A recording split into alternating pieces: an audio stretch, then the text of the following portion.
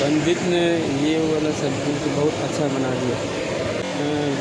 इसलिए फ्राई कर देते तो अच्छा लगता थोड़ा। करेला करेला हमारे क्या बोलते हैं?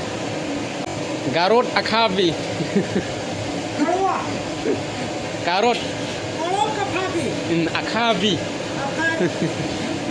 बहुत अच्छा बनाता है, सब्जी बनाता है। हाँ करेला। घर में भी यहाँ भी अपनी भाषा भी करेला ही। आते हो आप लोग इसको?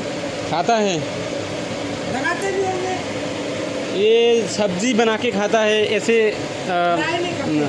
फ्राई करके खाता है।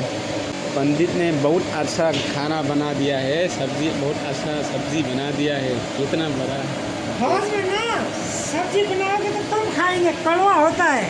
बहुत अच्छा बनाता है।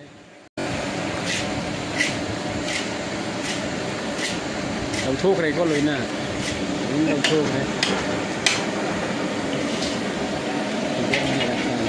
फ्राई तो नहीं पोसे फ्राई तो खल्लो में समझ